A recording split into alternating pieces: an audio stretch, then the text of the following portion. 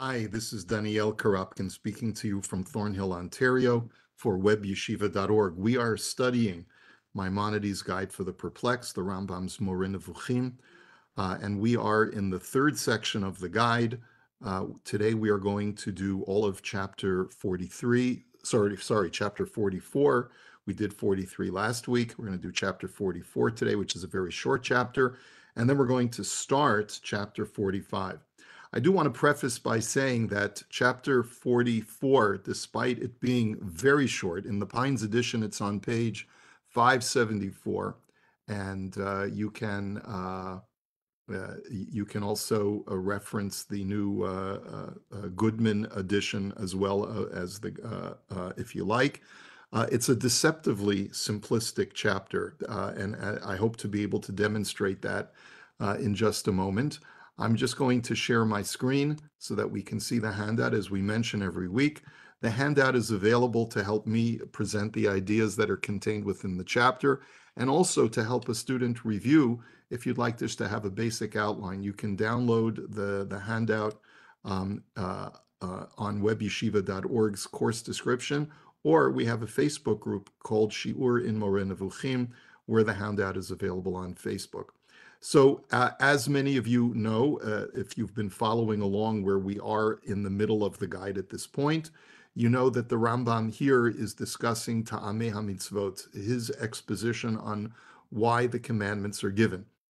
And each and every one of the commandments, maintains the Rambam, is for the purpose of perfecting the human intellect, making the human being as human as possible, to reach the highest level of humanity, which is to have the perfected intellect that is completely sound and completely discerning of God and his universe.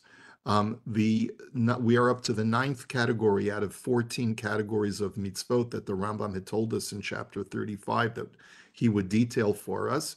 And just to quote from what the Rambam had said in chapter 35 as to what this 9th category is, he said that the 9th class comprises the general laws concerning religious rites and ceremonies. For example, laws concerning prayers, the reading of Shema, and the other rules given in the section of Ahava. So all of the mitzvot that you will find in the section of the Mishneh Torah called the section of Ahava. Now, literally, Ahava means love. And so the book itself implies what the function of these mitzvot are, ways of expressing or promoting or engendering our love for God, with the exception of the law concerning circumcision, which is not going to be discussed in this section, even though the Rambam feels that that law should be placed in the book of Ahava in Mishneh Torah. It is not included in the discussion here because the Rambam will cover that in a different section having to do with the laws of sexuality. The object of these laws that we're going to be discussing today is apparent. They all prescribe actions which firmly establish the love of God in our minds, as also the right belief concerning him and his attributes. So they engender a love and express a love that we're meant to have for God, and they also help remind us correct ideas about God and his attributes. Now, we're going to analyze this, but let's just get through the very basic and short text of chapter 44. So first, the Rambam says we will find all the commandments of this category in Sefer Ahava of the Yad, or the Mishneh Torah. The reasons for all the commandments are manifest and self-evident. And the Rambam sort of details that. They remind us constantly to remember God. They prompt us to love and fear him. They remind us of the obligation to observe all of the Torah's commandments. They engender a proper belief in God. So what kinds of commandments is the Rambam talking about? These commandments include the recital of the Shema, the grace after meals, which is a biblical commandment, and other auxiliary blessings that we make before and after food, the priestly blessing. So clearly, everything having to do with prayer and with praising God and blessing God, tefillin, mezuzah, and acquiring a Sefer Torah and reading from it periodically. Now, the analysis That's really the totality of the chapter.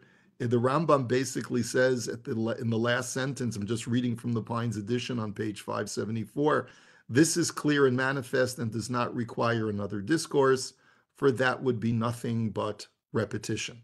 Now, just to give an analysis of this chapter, this very short chapter. This short chapter is deceptive in its simplicity.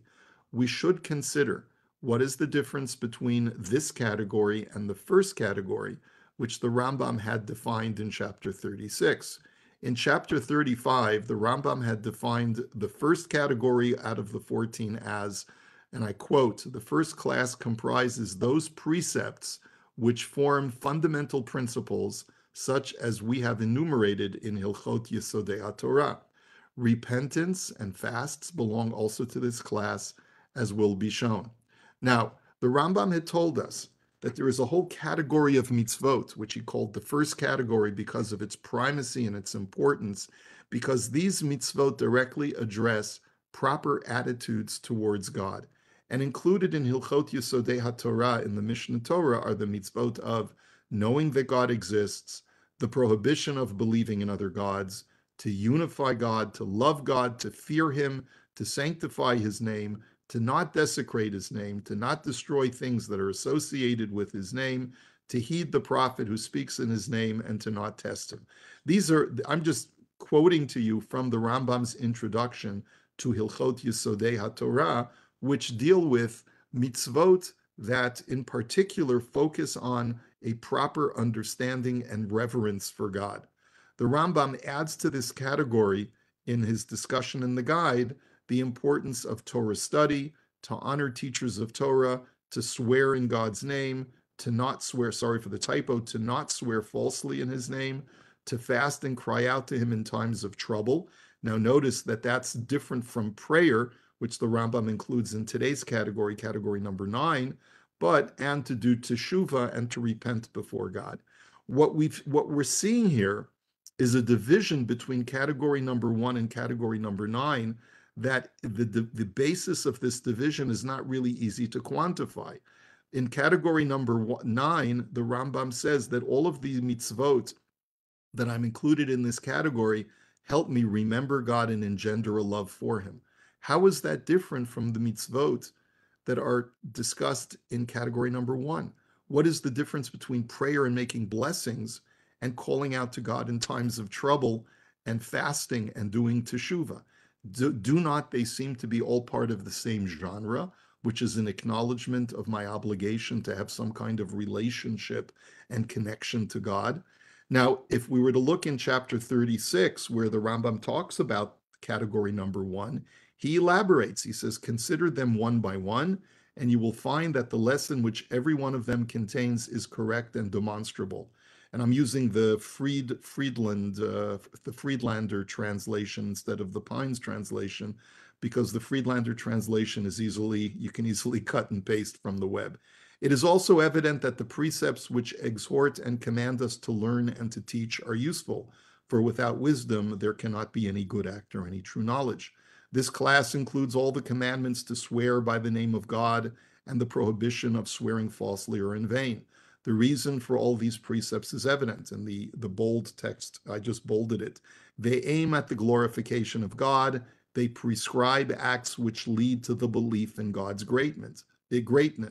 Likewise, the commandment to cry to God in times of trouble, to blow an alarm with the trumpets, belongs to this class.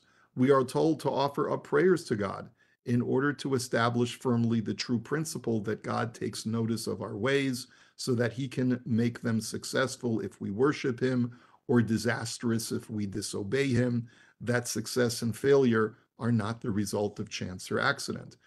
End quote from the Rambam in chapter 36. It almost seems like we're seeing a repeat, but packaged slightly differently in chapter 44. So again, it's a very simple question, and it's not just a question on the Rambam in the guide. It's a question on the Rambam in his Mishneh Torah. What is the difference between the laws contained in Hilchot Yesodei HaTorah and the book of Madah versus the laws that are contained in the book of Ahava? How do we quantify the difference between those commandments? We had suggested when we learned chapter 1, if you want to go back to that recording on our podcast, that perhaps the mitzvot of category number 9 are more action oriented versus the mitzvot of category number 1. Because in category number 9, we have mitzvot of prayer, of tefillin, of mezuzah, really much more concrete and tangible mitzvot. But and in number 1, it more focuses on ideas that we or ideologies that we have to harbor in our mind. But it's difficult to reconcile this suggestion in light of some of the mitzvot in category number 1 that are also action oriented, such as to fast and to cry out to God in times of trouble, the prohibition of swearing in his name falsely, or to the positive commandment to swear in God's name when a person is making an oath. Our clue, if we wanted to be able to try and figure out the difference between these two, is to see how the Rambam describes the difference between the first sefer of the Yad called Mada, which includes Hilchot Yesodei HaTorah and other mitzvot, and the second sefer of the Yad called Ahava. And I just basically translated in the Rambam's introduction to Mishneh Torah.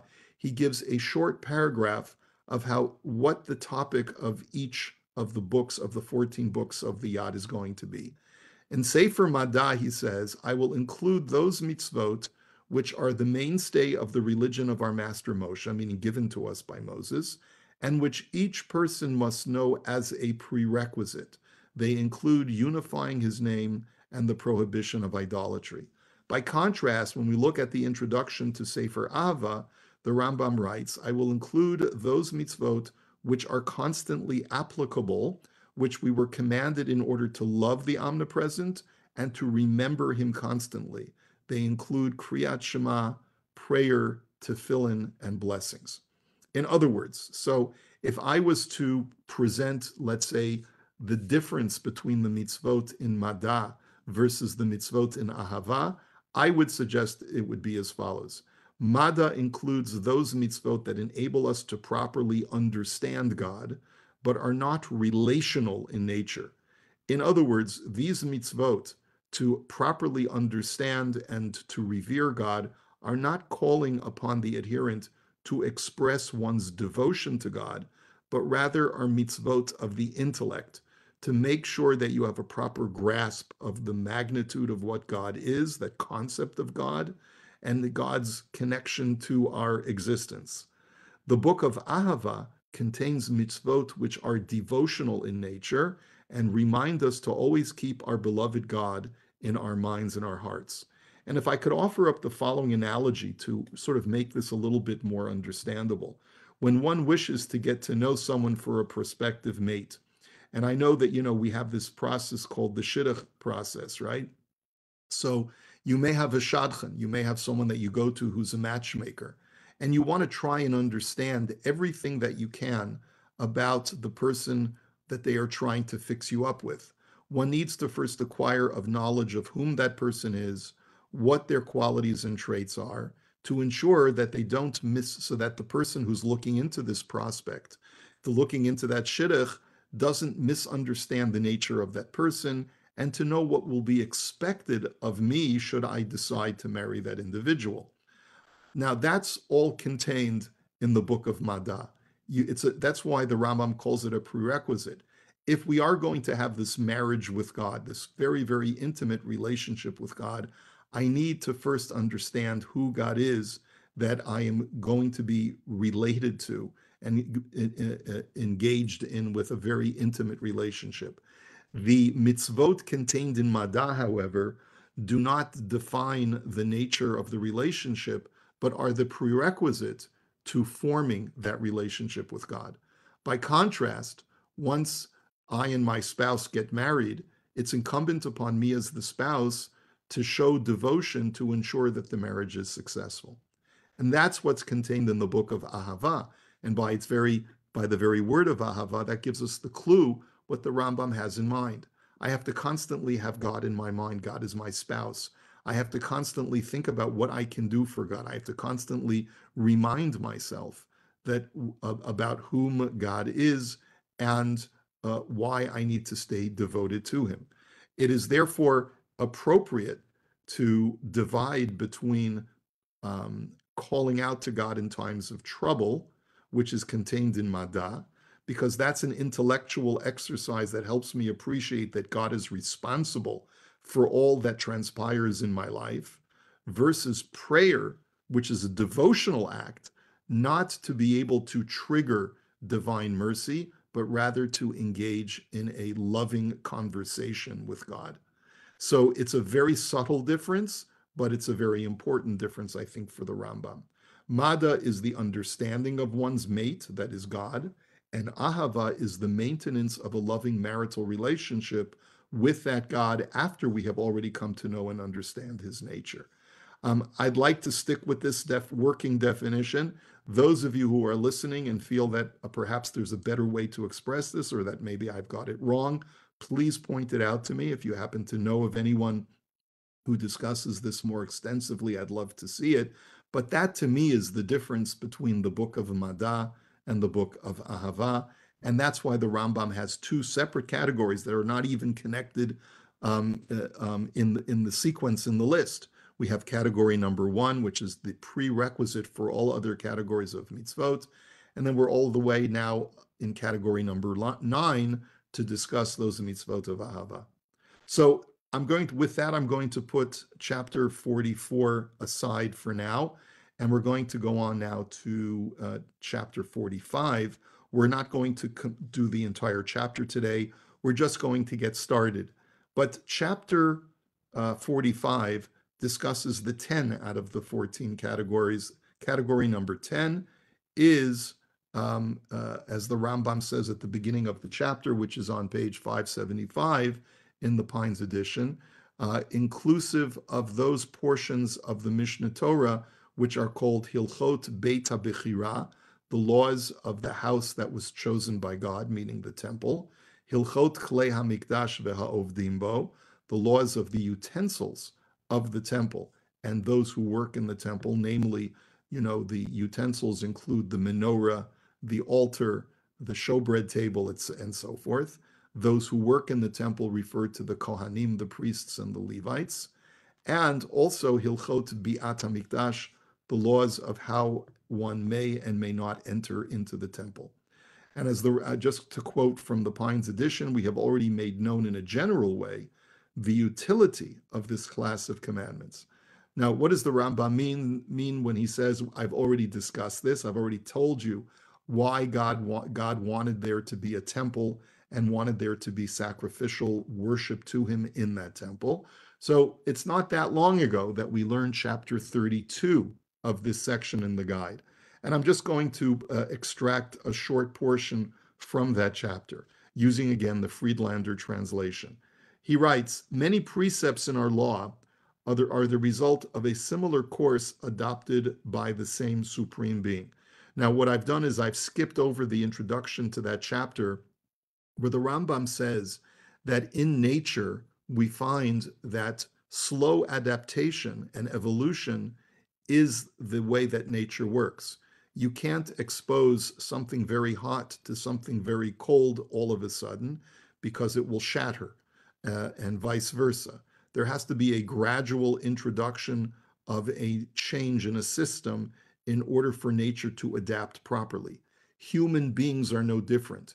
In order for them to adapt to something new, you cannot force them to make this adaptation abruptly and all of a sudden, but instead there has to be a slow transition from the old to the new, using some of the elements of the old in order to acquaint and familiarize the human mind with the new system. It is namely impossible to go suddenly from one extreme to the other. It is therefore, according to the nature of man, impossible for him suddenly to discontinue everything to which he has been accustomed. Now, this refers to the state of the Jews when they were given the Torah shortly after having left Egypt. God sent Moses to make the Israelites a kingdom of priests and a holy nation by means of the knowledge of God. Remember, for the Rambam, it's all about the intellectual attachment to God, that is, to know God properly. But the custom which was in those days general among all men, And the general mode of worship in which the Israelites were brought up, when they were slaves in Egypt, consisted in sacrificing animals in those temples which contained certain images, to bow down to those images, and to burn incense before them. Religious and ascetic persons were in those days the persons who were devoted to the service in the temples erected to the stars, as we've explained. It was in accordance with the wisdom and plan of God, as displayed in the whole creation, that he did not command us to give up and to discontinue all these types of service. For to obey such a commandment, it would have been contrary to man's nature, who generally cleaves to that which he is used to. It would in those days have made the same negative impression as if a prophet would make at present if he called us to the service of God and told us in his name that we should no longer pray to him, nor fast, nor seek his help in times of trouble, that we should serve him in thought alone and not by any action. In other words, if a prophet came to us and said abruptly, no more tefillah, no more davening, no more fasting, no more of this, no more of that, no more physical performance, you can only serve God with your thoughts, that would not feel natural for us. It would be very difficult for us to make that adjustment. For this reason, God allowed, just so by analogy, the same applies to what man was like in the ancient world in biblical times. For this reason, God allowed these kinds of service to continue. He transferred to his service that which had formerly served as a worship of created beings and of things imaginary and unreal, and commanded us to serve him in the same manner, that is, to build unto him a temple, to have the altar erected to his name, to offer sacrifices to him, to bow down to him, and to burn incense before him. He has forbidden to do any of these things to any other being and in any other place other than the temple. He selected priests for the service in the temple. He made it obligatory that certain gifts, called the gifts of the Levites and the priests, should be assigned to them for their maintenance while they are engaged in the service of the temple and its sacrifices. By this divine plan, it was effected that all traces of idolatry would be blotted out from the people, and the truly great principle of our faith, that is, God's existence in unity, would be firmly established. This result was thus obtained without deterring or confusing the minds of the people by the abolition of the service to which they were accustomed and which alone was familiar to them. So that's it in a nutshell. For those of you who just want to recall this vitally important section from the guide, the Rambam believes that the whole purpose of having a temple and having sacrifices offered in that temple is to wean the Jewish people away from idolatrous practices, to completely prohibit the bringing of sacrifices, which the Rambam feels are not particularly of value when looking at the ultimate objective for man, which is to know God. The offering of sacrifices should not play a primary role in that effort. However, to tell man not to offer sacrifices would feel too unnatural for ancient man, and therefore God, instead of completely abolishing sacrifices, told us that instead of offering sacrifices to false gods, offer sacrifices instead to God. Build a temple for God, even though God is completely incorporeal and occupies no space, but it's for man's sake to be able to get his head around the worship of God. Now, elaborating on this theme once again in chapter 45, the Rambam points out why God wanted the construction of a temple. Idolaters used to build their temples on high places. And so the reason why the Temple Mount was chosen by Abraham, all the way back in the story of Akedat Yitzchak, Abraham singled out Mount Moriah, the highest place in the area for divine service, because Abraham understood that this place would eventually, where the Akedah took place, would be the place where God would choose to have the Jews worship him. And therefore, he wanted to be as prestigious in people's minds as idolatrous high places. Abraham deliberately chose the west side of the mountain's top as the designated area of worship. That is to say, as the Talmud clearly delineates based on the measurements that are given by the Talmud, the Holy of Holies, the Kodesh HaKadoshim, where the ark was deposited, and which, according to the Torah and the sages, the divine presence was manifest, was placed on the west side of the Temple Mount. And that's true even today. This is consistent with our sages' statement, Shekhinah b'ma'arav, that the divine presence rests in the west. Now, the Rambam goes out on a limb and says that, in his opinion, the reason why Abraham chose the western part of the Temple Mount as the place for the Holy of Holies was in order to once again deter Israel from idolatrous practice. And he says that in the ancient world, people used to worship the sun upon its rising in the east. Abraham sought to have Israel turn its back to the sun and face westward instead. So, irony of ironies, that the west is chosen as the place, as the direction that Abraham wanted people to face when they were on the Temple Mount, so that when they would bow down on the Temple Mount, they would not be bowing toward the sun, but rather have their backs to the sun, bowing down to the one true God, whose Shekhinah was on the western side of the mountain. The reason why I say that this is an irony is because Jews in the Western Hemisphere and in most places where Jews live have spent most of their lives, most of the history of the Jewish people, we've been facing east, right? As so many of our commentaries point out, since Jerusalem is in the east of where we live, we all faced eastward. And we're also facing the sun, as it were. So this whole thing has to do with bowing down when you're on the Temple Mount, not praying to God when you're davening Shmona Esrei from the United States or wherever you might find yourself.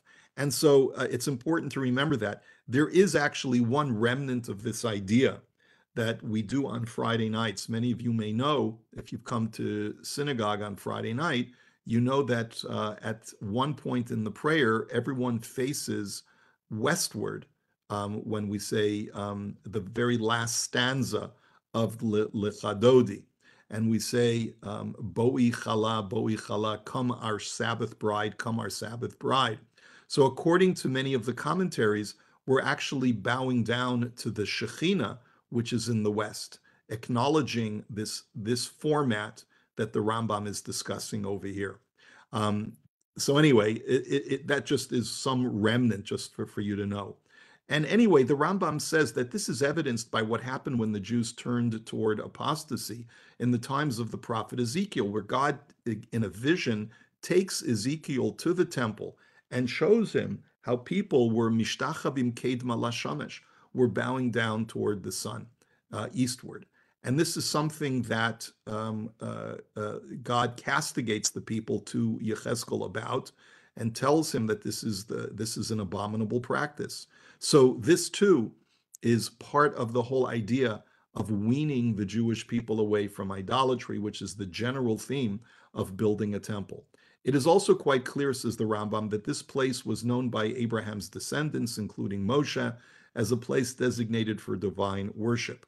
He thus quotes Targum Onkelos, the Aramaic translation of the verse, when the Torah narrates how after the Akedah, Avraham named the place Hashem Yireh, God will see, which eventually became the Yeru of Yerushalayim. It becomes the first part of the name of Jerusalem. It says in the Targum Onkelos that Avraham not only called the place by the name God will see, but it says Upolach Vitzoli Avraham Taman, that Avraham prayed and bowed down in that place because he recognized that that would be the future place of all worship for the Jewish people, and it would be the focus of where Jews direct their prayers. Let's go on. The place of the Temple Mount is never identified by Scripture as Jerusalem. This is something that the Rambam needs to explain. Why is it that when we look at the Torah just simply says, Bamakom asher yivchar Hashem, you will go to the place that God shall choose, but God never identifies that place as Jerusalem. Why is that? The Rambam gives us three reasons. Reason number one, to prevent other nations from warring with each other before the Jews enter the land and take possession of it, to prevent other nations from trying to conquer that place. knowing that it will become the seat of God's Torah on earth. So God wanted the place to be available for the Jewish people to take possession of without having to compete with other interests of other nations who would perhaps recognize if God named it as a holy place and would want to keep it for themselves. Reason number two, to prevent those in possession of that place from desecrating and destroying it before the Jews inherited, which is unfortunately, we see almost a bit of both of these explanations in the way that some of the Muslims behave towards the Temple Mount. Some people have, sanctify it by going there to pray in the Al-Aqsa Mosque and showing reverence for it, saying that it is their holy place and not the Jews, whereas others treat it with some level of disdain and try to remove any remnant of evidence, archaeological evidence, that there was such a Jewish presence there as the temple, which is a bit ludicrous, but in any event. But he says those are the first two reasons. But the best reason, and the third reason, he says, is to prevent the tribes of Israel themselves from combating each other, fighting to have Jerusalem on their tribal portion. That really, he says, was the main reason. God did not want there to be a civil war over which tribe would be able to have the temple on its property. And that's the reason why God does not delineate where the location of the temple will be. For this reason, God commanded that only after appointing a king should the temple be built, since a king would be able to quash any such internal quarrels among the Jews themselves. And this is what the Rambam states in Hilchot Melachim, the Laws of Kings, is that there is a sequence of 3 mitzvot. He says the first in the sequence is to appoint a king over Israel, then to wipe out the nation of Amalek, and then, and only then, to build a temple. And the Rambam does not discuss Amalek in this chapter, but what he does say is that the reason why having a king is necessary in order for there to be a temple built is because the king will be able to dispel any kind of internal civil unrest that will arise over who's going to have the temple built on its property, which tribe. Once you have a king, he'll be able to utilize the militia and maintain control over the people, and that was the reason. Now, we go on in this chapter. Another countermeasure against idolatry was the ark and the tablets. Other nations erected temples with idols that would represent worship to a certain star or celestial sphere. The Rambam is being consistent in that he's saying that when we look carefully in an analysis of all of the different components of the temple, we will find that each component is consistently trying to deter the Jewish people from idolatry by offering substitutes in the worship of God in a way that is similar to the way that people used to worship idols and false gods, but instead directing that similar kind of worship towards the one true God. So in describing why the ark and the tablets were deposited in the temple, in the Holy of Holies, is because other nations in the biblical period would erect temples with idols that would represent how people were being positively influenced by certain stars or celestial spheres. To counteract this, God commanded to build a temple and to place the ark with its tablets instead. Contained in the ark are the primary commandments. I am the Lord your God, and you shall have no other God before me. And this would remind the Jews that instead of praying to certain celestial bodies, we're only permitted to worship God himself. So by having the tablets really as the focus point of the temple, it is a constant reminder that despite the fact that we have this shrine and we have this building to worship, we can only use it to worship the God that is described in the tablets. And that's the reason for the Rambam why it was so important for the tablets to be deposited in the temple. Now, if you look at other commentaries, you're going to see that the tablets were necessary for bringing down the divine presence in a much more metaphysical, mystical kind of explanation. But the Rambam is the great rationalist, recall that, and therefore his explanation is that it is perfectly rational and based on appealing to man's intellect to get him to focus on the unitary nature of God and not to turn towards idolatry. And finally, for today, we're going to discuss the Cherubim or the Cherubim, which is one of the greatest mysteries of our Torah, in that God commands us, after having already told us in the Ten Commandments, that we may not have any false idols or representations of deity carved out into statues. God commands there to be statues of two angels resting upon the holiest artifact, the very thing that reminds us of God's unitary nature, should have contained on top of that ark two angels carved out of gold, hammered out of pure gold, resting on top of the ark. How does that uh, consistently jive with the prohibition of having graven images? Uh, it just seems to be so contrary to that. So it is a prerequisite to our belief in the Torah, says the Rambam, that God communicates to man through prophecy. It is also manifest from various scriptures that God communicates to man prophetically via angels. And we refer back to section 2 of the guide in chapter 34, where there was a full discussion of angels in prophecy. God informs the Israelites that he will raise up for them a prophet to whom an angel will appear in order to speak to him, to command him, and to exhort him. He therefore cautions them not to rebel against this angel whose word the prophet will communicate to them. God says, do not rebel against the angel that will communicate with the prophet. He does that in the book of Exodus shortly after the discussion of the golden calf. So the Rambam, even though in Hilchot Yisodei HaTorah, the Rambam differentiates between regular prophecy and Mosaic prophecy, saying that all other prophets were communicated to by God via the delivery of God's words via an angel. Moses communicated to God directly without the aid of an angel. That notwithstanding, Moshe still received prophecy via an angel at the earlier stage of his being dispatched to redeem the Jews, as is manifest by the burning bush, which was also an angel. And I want you to recall that the definition of an angel is any kind of intermediary force for the Rambam.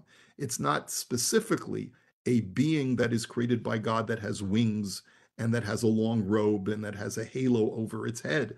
An angel, according to the Rambam's definition, is any intermediary force that God creates in order to interact with our terrestrial realm or to interact with humanity.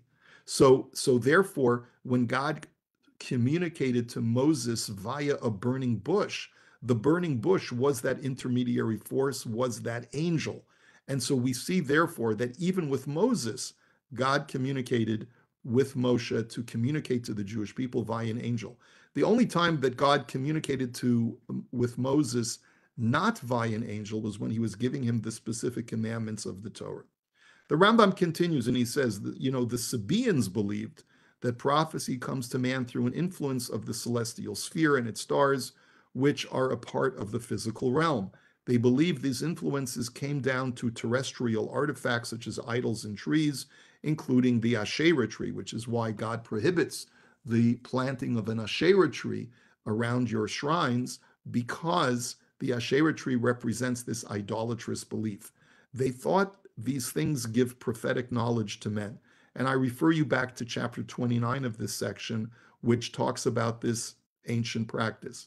God wished to dispel this mistake among Israel and sought to impart the correct belief that prophecy is a product of an emanation from the ultimately incorporeal God via his incorporeal proxies, the angels, all these being far transcendent beyond the stars and the sphere. Because prophecy is such a fundamental component of the Torah, God sought to remind man that angels were an integral component of divine communication, and he represented this by placing the cherubim above the Ark of the Covenant. And then the Rambam says, now that I've explained to you why the cherubim are an important representation of the idea of prophecy, and because prophecy is a necessary prerequisite for a belief in the Torah, which is the ultimate prophetic communication to man, that's the reason why God put cherubim Why two? Why two angels? Why not have a statue of one cherub, one angel? The reason for two cherubim and not one is to embed the principle that there are multiple angels. Furthermore, if there had been only one cherub, man might have confused that solitary image as a representation for the solitary deity God, and that would be an error. Or man might have come to a belief in dualism, that there is a main deity and a lesser deity, the solitary cherub. By having two statues, this dispelled any possibility of error. Now man understands that there are multiple angels and that they all work under the direction of the unitary God. So this is the Rambam's thesis. Take it or leave it. But he believes that the reason for the cherubim on top of the ark was to remind man that God communicates to human beings. And once we have that established fact firmly in our minds, we have an easier time accepting the contents of the Ark of the Covenant, which is the tablets, the ultimate communication to man of what the Torah is and what God expects of us to do. Without, however, an appreciation of the phenomenon of prophecy, we would not even be able to accept the contents of the Ark. And therefore, the cherubs represent establishing that firmly into man's consciousness. So that's the Rambam's thesis. There are other commentaries that I would like to share with you as far as what the purpose of the cherubim is. One is Rebbe Yehuda Halevi, who, in discussing the golden calf, tells us that the cherubim were not a foreign concept to the people since God had commanded their construction, meaning that for the Rambam, he says that the whole sin of the golden calf was the fact that God had not commanded the construction of the golden calf. If God commands us to construct a graven image, as long as it's not blatantly representative of God himself, then there is no violation, there's no prohibition. And the same thing is true with the cherubim, the Rebbe Yehuda Halevi says. The cherubim did not represent God. They represented an idea of that which brings the Shekhinah to this world. And therefore, there was nothing wrong with it. And the Rambam, Rebbe Yehuda Halevi discusses this in the Kuzari as a way of minimizing the sin of the golden calf. Had God commanded us to build a golden calf, to act as a new leader to replace Moses, which is the way he understands why the Jews built a golden calf, not to supplant God, not to physically represent God, but rather to represent a leader that would lead us through the desert in the absence of Moshe, whom they thought had died because he was gone for so long. If God had commanded that, there would have been nothing wrong with having a golden calf. And he says, and it would have been no different from the commandment to have the cherubim, which again is not a representation of God. So I just want you to bear that in mind. That's how Rabbi Yehuda Halevi is able to explain away the presence of the cherubim, just a designation of the spot where the Shekhinah comes down. Interestingly, Chizkuni, in his commentary to the Chumash, he says, and I just quote, even though, he says, it is normally prohibited to have a graven image, kan hitir tzurat hakruvim. God does permit here having cherubim, shaharei lo nasu lihishtachavot, because they were not created for purposes of worship. God did not want us to worship the cherubim, ella liyeshivato dugma kruvim tekisei hakavod, but rather to notify us where God's throne is. Udvarim harbe ka'elu matzinu batorah. We find many examples of this in the Torah. Kamosha katuv kol ha'osebo melacha yumat. For example, in Sabbath observance, the Torah says anyone who does work on the Sabbath shall die. But at the same time, there is a commandment to bring sacrifices, which ultimately involves the performance of melacha, slaughter, burning of fire, and so forth. So you see that even though God prohibits the making of a graven image, but if it's for a utilitarian purpose, which God says is beneficial to man, that's the exception to the rule. And so that's how Chizkuni understands how this is not a prohibition of graven images. And finally, I bring you from a book called Sefer HaNitzachon, from a medieval book from Yom Tov Lippman Milhausen. I'm grateful to my friend and teacher, Professor Eric Lawi, for directing me to this source. He says that the function of the tablets in the Ark was for the already intellectually sophisticated and initiated. that we understood that God is incorporeal, and the only way that we can represent him is therefore by the contents of the ark, which represent divine thought, but not the divinity itself. However, for uninitiated man, for man who was not sophisticated, the uninitiated Jew needed an example of what God was prohibiting when he said, do not make for yourself a graven image. And he gives an analogy. He says, Emshol lahem mashol lemelech basar v'dam. I will give you an analogy, a parable. A king commands his subjects, lichtov bekotel hechalot lemishartav zichru yom hamita. He says, I want everyone to remember that eventually we will all die. And he says, write this on the walls. V'hiniach litzayer alav meit munach al aleha. He says, and I want you to draw a picture of a corpse lying on its casket. Ki amar ki yesh b'misharetav she'enam yodim likrot ota haktiva. He says that illustration will be for those who don't know how to read, for those illiterate who don't appreciate the fact that it is written an idea in the abstract. Write an illustration to show them to remember the day of death. Vehem yiru hatziur v'yizkeru tochechoto. And by looking at the illustration, people who are the subjects of the king who are illiterate will be able to remember the king's command. Kain siva Hashem yisbarach ba'aseret hadibrot. So God in the tablets commands us verbally, do not have any graven images. However, v'tziva litzayer al hakaporet Cherubim, he told us to create an illustration of the specific thing which he prohibits, leharot dugma laotan she'enan yodim likrot, to provide a physical representation for those who can't read the contents of the ark. Kolomar re'u zeh tziviti shelo la'asota. He says, basically, it's an astounding commentary. The function of the Cherubim is to be an example of that specific thing which God says you may not have. You may not have graven images to represent any kind of divine worship. And if you want to know what that really means, here's an example, the Cherubim that are on top of the ark. It's a really out there kind of interpretation, but I thought that was quite an interesting alternate explanation to the Rambam. But the Rambam's explanation, as we've mentioned, is in order to remind man about the power of prophecy, the phenomenon of prophecy that is necessary to be conveyed via intermediary angels. That's what the Cherubim represent. It's the prerequisite to receiving and accepting the Torah. And with that, we will conclude for today. We will continue Be'ezrat Hashem next week with a continued explanation of this chapter 45. I wish you a good week, and Be'ezrat Hashem, we'll see you next time. Take care, everybody.